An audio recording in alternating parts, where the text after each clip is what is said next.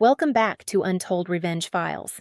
Today, the story you're about to hear takes place in Maplewood Crossing, Ohio.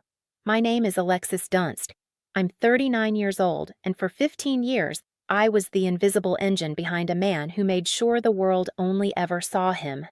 I want you to picture something. Imagine waking up every morning at 5:30 before anyone else in the house to review invoices and reconcile accounts before your child woke up for school. Imagine spending your afternoons fielding vendor calls, managing payroll, and solving operational fires, all without a title, without a salary, and without so much as a thank you at the dinner table. Then imagine doing that for 15 years while calling it love. That was my life inside the walls of Mercer Home Solutions, my husband Vincent's kitchen and bath renovation company. And that was my life inside the walls of our 4-bedroom colonial on Ash Grove Lane, a house I decorated, maintained, and filled with warmth while Vincent stood at the center of it all, taking bows. I met Vincent when I was 23. He was charming in the way that certain men are charming. Wide smile, big plans, total confidence. He talked about building something meaningful, something lasting. And I believed him because I was young and because I couldn't yet see the difference between a man with vision and a man with an audience. We married within 2 years. I was working as a junior interior design consultant at the time, a career I genuinely loved. But when Vincent's business started gaining traction, he asked me to step in temporarily to help with the books. "Just until I can hire someone," he said.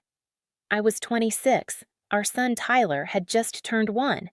Temporarily became permanently, the way it always does when there's no one around to protect your time. I gave up my career. I gave up my clients. I gave up the version of myself that existed before Vincent decided what I was most useful for. What I received in return was exactly what women like me are so often handed: the illusion of partnership without any of its protections. No employment contract, no ownership stake in the business, no financial transparency. I had access to the accounts I managed, of course. That was a necessity. But the full picture of our financial reality? That was Vincent's kingdom, and I was merely permitted to work in it. For years, I told myself this was just how marriage worked. That trust meant not asking too many questions. That loyalty meant carrying more than your share without complaint. I was good at carrying things. I had been doing it my whole adult life. Tyler grew into a sweet, perceptive boy who noticed everything. How his father's praise was always conditional, how his mother was always tired, how the house felt different when Dad was in a good mood versus when he wasn't. Children absorb what adults perform, and Tyler had absorbed enough to know, at 13, that our home was held together by one person pretending everything was fine. He wasn't wrong. The cracks had been showing for years: Vincent's unpredictable moods, his dismissiveness, his habit of taking credit for decisions I had made and work I had done. At company dinners, he'd wave his hand toward me and say, "Alexis handles the background stuff," as if I were a filing cabinet rather than the person who had kept his business alive through 3 difficult fiscal years. I swallowed it every time, smiled and passed the bread. I told myself I was being patient, that this was a phase. But the morning of March 14th, 2 years ago, I stopped telling myself anything. I had been reviewing an unusual refinancing notice that arrived in the mail, addressed to Vincent, but opened accidentally alongside a stack of vendor correspondence I handled routinely. What I found inside stopped the air in my lungs. It was a second mortgage document on our house for $450,000. Our home was appraised at $850,000, and according to what I was now holding in my shaking hands, there was already a first mortgage of $650,000 on the property. I sat at the kitchen table for a long time. The refrigerator hummed. The clock above the stove ticked. Outside, a neighbor's dog barked twice and went quiet. I did the math 3 times because I needed to be wrong. I wasn't wrong. Vincent had borrowed more against this house than it was worth. Before I tell you exactly what I found over the weeks that followed, I want to ask you something. What time is it where you are right now, and where are you watching from? I'm genuinely curious to see how far this story will travel, because what I'm about to share next is something I carried completely alone for 3 years, and I think it deserves to be heard. Over the following weeks, quietly and carefully, I began pulling threads. What unraveled was catastrophic. Vincent had nearly $500,000 in accumulated business debts, unpaid supplier accounts, defaulted equipment loans, deferred tax liabilities.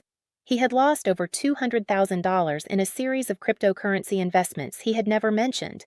Bank records I painstakingly reconstructed revealed recurring payments to a luxury apartment across town, an apartment I had never been to, leased under a name I didn't recognize but quickly associated with a woman named Brittany, who appeared in his phone as B. And then there were the gambling withdrawals. Tens of thousands spread across 18 months, withdrawn in cash from accounts I had never been given access to. Total debt, approximately $1.9 million. Total assets, approximately $1.6 million. My husband's financial empire was not an empire. It was a hole dressed up in granite countertops in a company truck. I closed the folder, I steadied my hands, and I made a decision that would take 3 years to execute and less than 60 seconds to deliver. I had no idea that Vincent would beat me to the table, and that his arrogance would hand me the only ending that actually made sense. The night I finished tallying the full scope of Vincent's financial disaster, I didn't cry. I think I had moved past the kind of hurt that produces tears. What I felt instead was something colder and more clarifying. The specific, quiet devastation of realizing that the person you built your life around had been quietly burning it down while you slept beside him. I said nothing. Not that night, not the next morning, not across the following weeks when Vincent sat at the breakfast table complaining about contractors and asking me to follow up on late invoices. I handed him his coffee and said, "I'll take care of it." Because I always did, because that was my role in this arrangement he called a marriage. But something had fundamentally changed inside me. I had stopped seeing the situation through the lens of a wife and started seeing it through the lens of a woman who needed to protect herself and her son. I called no one. I trusted no one. Not yet. Instead, I began documenting. Every account I had access to, I photographed. Every debt instrument I could locate, I copied. I created a private folder on an encrypted personal laptop I purchased with cash from my own grocery money. $1,200 saved over 4 months in amounts small enough that Vincent wouldn't notice. I labeled the folder Tyler's School Documents because Vincent had no interest in anything related to our son's education. He never opened it. The most important thing I did in those early months was contact an estate planning attorney named Patricia Huang, who came recommended through a community women's business network I had quietly joined. I told her I needed to establish a trust for my son. I did not mention my husband. I did not use the word divorce. I simply said I wanted to protect a financial inheritance. My grandmother had left me $520,000 when she passed, divided between a direct inheritance and a retirement account I had maintained in my own name since before the marriage. Under Ohio law, these were my separate assets. But separate assets in a marriage can become complicated in ways that disadvantage the quieter, less legally protected spouse. And I had no interest in complicated. Patricia helped me place the full amount into an irrevocable trust with Tyler named as beneficiary and myself as trustee. Once the papers were signed and the transfer was complete, those funds were untouchable by any divorce proceeding, any creditor, and any man with a charming smile and a talent for accumulating debt. Tyler's future was protected. Then I waited. I want to be clear about something. I did not plot revenge.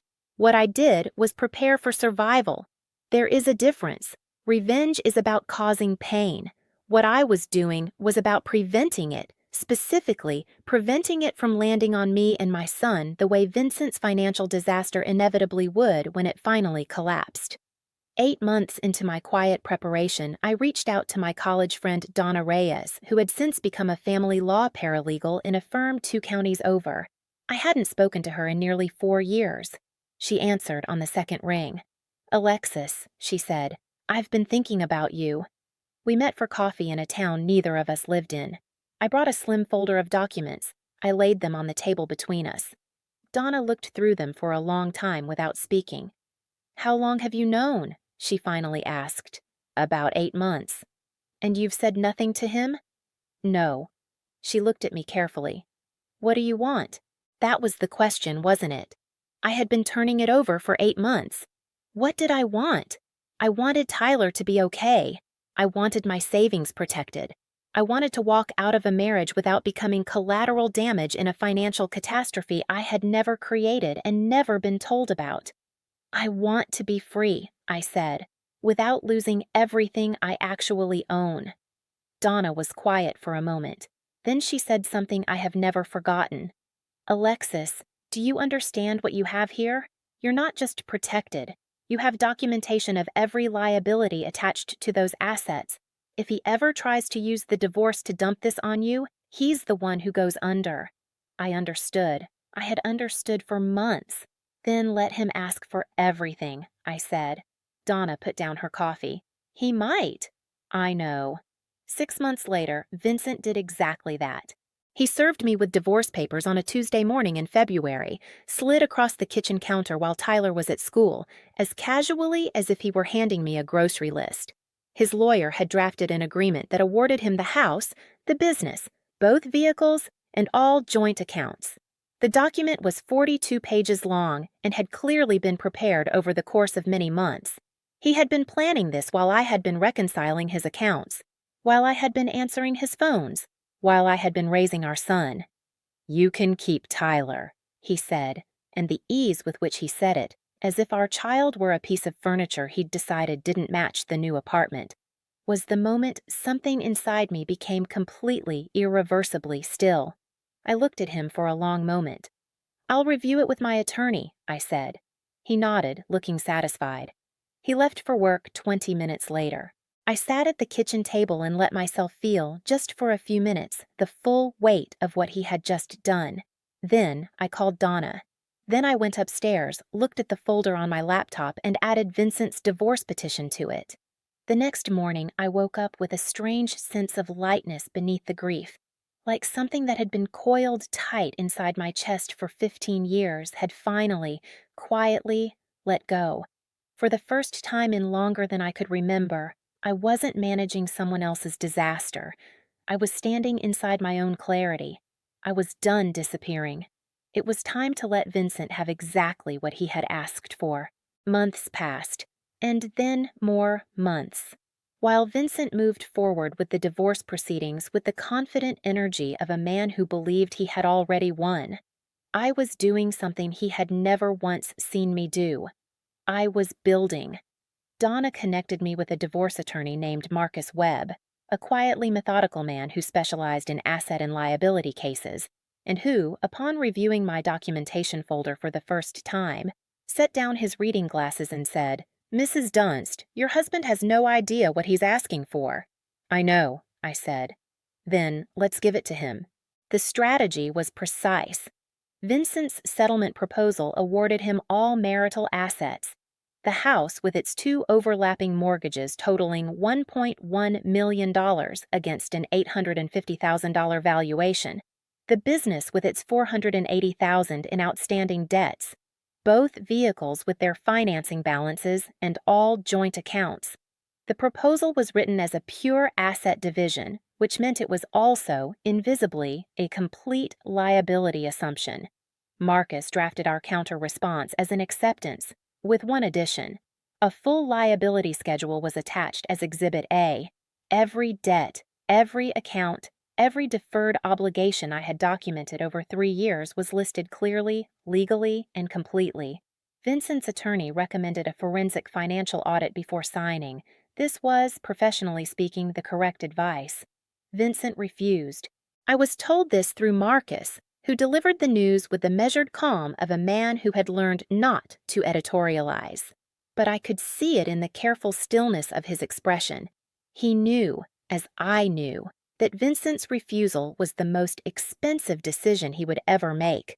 At the final hearing, Vincent sat across a conference table from me for the last time as my husband. He was wearing the charcoal suit he always wore when he wanted to look like the most important person in the room. He didn't look at me much. Why would he? He believed he had already taken everything that mattered. The agreement was signed. The judge reviewed it, asked both parties to confirm their understanding of the terms, and ruled it binding. It was over in less than 40 minutes.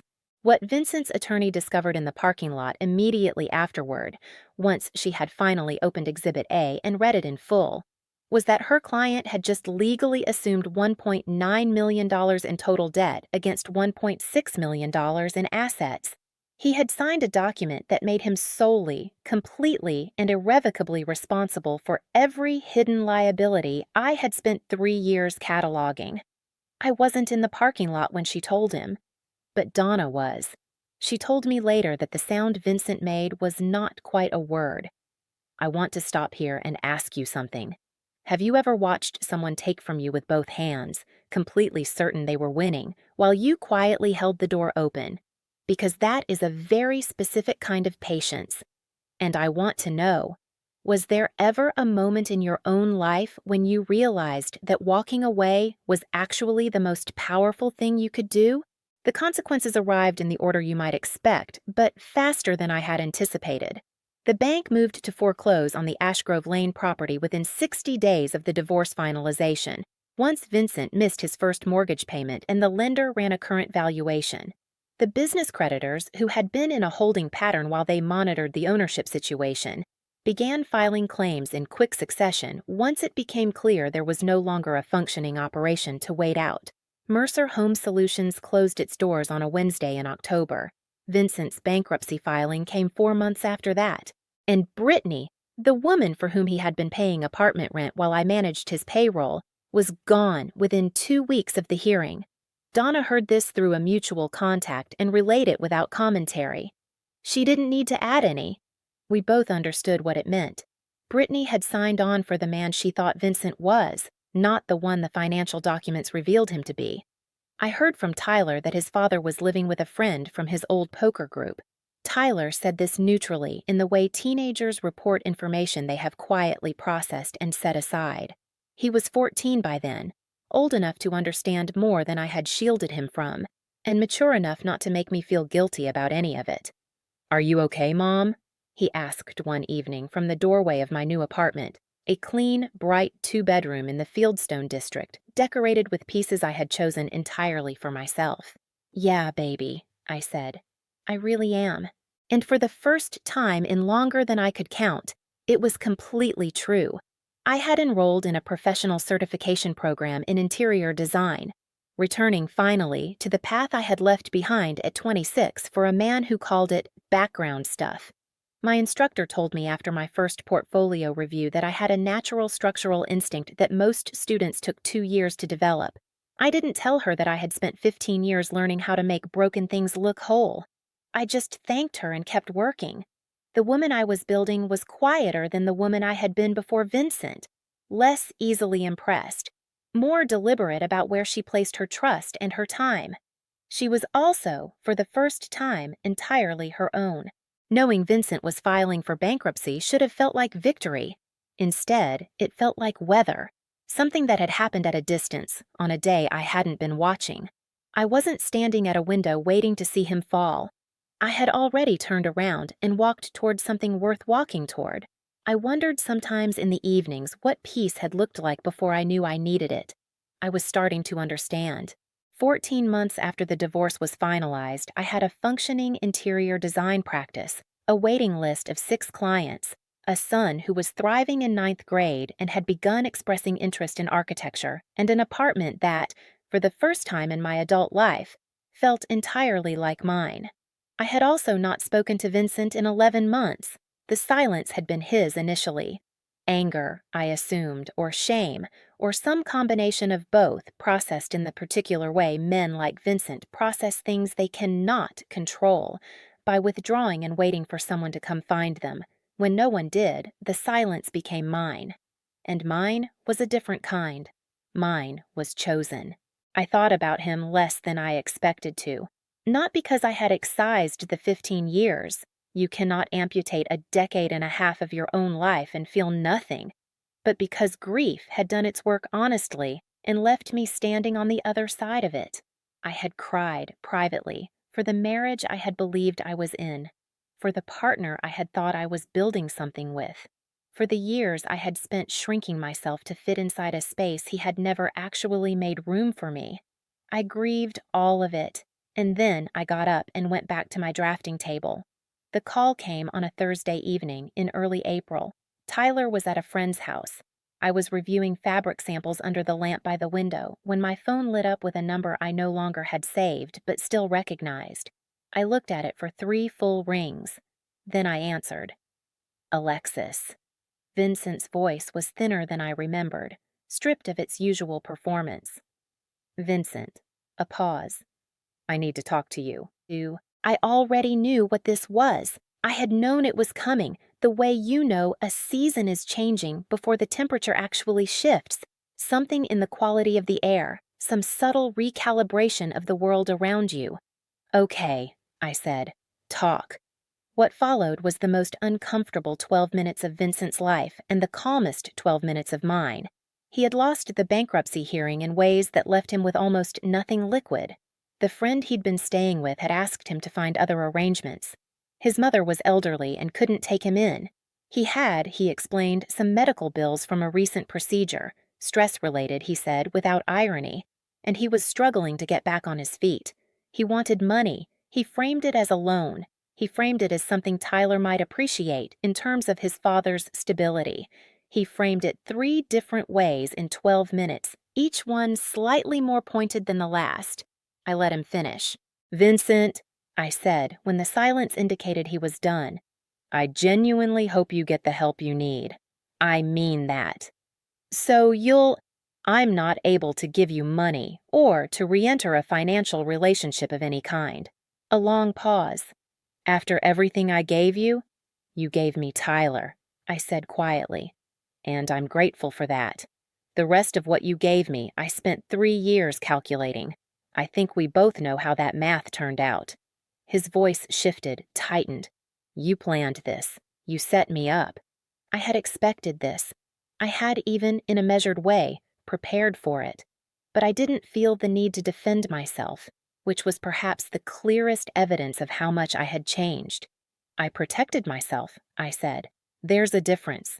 You made the financial decisions that created your situation. I documented them. Your attorney advised you to audit the agreement. You chose not to. Those were your choices, Vincent. Every single one of them.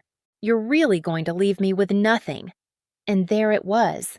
The sentence that was supposed to make me feel responsible for the consequences of his own actions.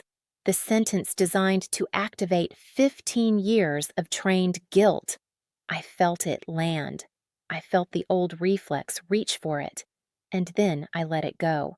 You still have your health, I said. You still have options. You have people in your life who can support you through this if you let them. I'm not one of them. I stopped being one of them the moment you slid those divorce papers across our kitchen counter and told me I could keep our son like he was a piece of furniture. The line was quiet. I genuinely wish you peace, Vincent. I do. But I'm not able to be the person who gives it to you. That was never something I could give anyone. That's something you have to find yourself. I heard him exhale. I couldn't tell if it was anger or something older and sadder than that. Take care of yourself, I said. And I ended the call. I sat for a moment in the quiet of my apartment. The lamp was warm beside me. The fabric samples were spread across the coffee table in shades of sage and linen and dusty rose. Outside, a late evening rain had started, tapping softly against the window. I thought about the woman who had sat at a kitchen table in March 2 years ago, holding a mortgage document with shaking hands, doing the math 3 times because she needed to be wrong. I thought about the woman who had spent 15 years making herself smaller and quieter and more useful and less visible, convinced that this was what devotion looked like. I thought about Tyler, asleep at his friend's house, dreaming in the direction of something he was only beginning to understand. And I thought about the irrevocable trust, the legal instrument that had quietly, invisibly, done what I had spent 15 years trying to do by hand, protect what mattered most. Vincent had taken everything. He had taken a house that owed more than it was worth, a business buried under $500,000 in debt, vehicles with financing balances, accounts that held liabilities he had never read. He had taken it all with both hands, proudly, dismissively, and he had signed his name to every word of it. What he had not taken What he had never even thought to look for was the woman who had kept his world running, the son who carried her values, and the 3 years of silent, patient, meticulous preparation that had turned his own greed into his undoing. I hadn't orchestrated his collapse. I had simply stepped aside and let it fall. There is a difference. I need you to understand that difference. So here is my question for you, and I want you to really sit with this before you answer in the comments. If you were standing where I am now, with someone who had taken 15 years of your life, asking you to hand them one more piece of yourself, would you give in and call it forgiveness? Or would you choose your freedom and call it self-respect? Because I want to tell you something I had to learn the hard way at 39 years old in a bright apartment with fabric samples on the table and rain on the window. Forgiveness doesn't require you to go back. It doesn't require you to fund someone else's recovery from the disaster they built themselves. It doesn't require you to keep a door open that needed to close. What forgiveness actually requires, the real kind, the kind that doesn't cost you anything more, is the willingness to put down the weight of what they did. Not for them, for you. I forgave Vincent. Not completely, not all at once, not in a single dramatic moment, but gradually, in the way that seasons actually change, without announcement, without ceremony, without anyone watching. I put down the weight, and I walked forward into the life I had always been meant to build. Tyler still sees his father occasionally. That was always his choice to make, not mine. I don't speak poorly of Vincent to him, not because Vincent doesn't deserve it, but because Tyler deserves better than inheriting our wreckage. My design practice now has 8 active clients and a small waiting list. I recently completed a full residential redesign for a couple in the Oak Haven neighborhood, and when I stood in the finished living room and saw the space working exactly the way I had envisioned it, I felt something I hadn't felt in 15 years. Pride. Clean, uncomplicated, entirely my own. Vincent still has options, I told Donna over dinner last month, when she asked how I was feeling about everything. I didn't take anything from him, I just stopped letting him take everything from me. She raised her glass. I raised mine. And that, I think, is where the story ends. Not with triumph exactly. Not with a parade or a perfect moment or a clean Hollywood resolution, but with a woman, at 39, sitting across a table from someone who believed in her, in a city she was finally learning to call her own, feeling something she had almost forgotten was possible. She felt free. And that's where Alexis's story ends. Not in a courtroom, not in a confrontation, not in a moment of loud, dramatic victory, but in a quiet apartment, with fabric samples on a table, and rain on a window, and a woman who finally understood that the most powerful thing she ever did wasn't fighting back. It was stepping aside and letting the truth do what truth always does, eventually, inevitably, completely. Vincent wanted everything, and he got it. Every debt, every liability, every consequence of every decision he thought no one was watching him make. He just didn't get her. And in the end, that was the only thing that actually mattered. If this story moved you, if you've ever given everything to someone who treated your sacrifice like it was nothing, I want you to do something right now, not for me, for yourself. Leave a comment below and tell me, what is one thing you stopped doing for someone else that you wish you had started doing for yourself sooner? Because someone out there needs to read your answer today. And if you know someone who is quietly carrying someone else's weight right now, someone who is managing and covering and holding things together while being taken for granted, share this story with them. Not to tell them what to do, just to remind them that they are not invisible, that their patience is not weakness, and that sometimes the most devastating thing a woman can do to a man who underestimated her is simply let him have exactly what he asked for. If you're new here, welcome to Untold Revenge Files. Hit that subscribe button and turn on notifications, because every week we bring you stories of real emotion, real consequences, and real people who found their strength when the world gave them every reason to fall apart. We'll see you in the next one.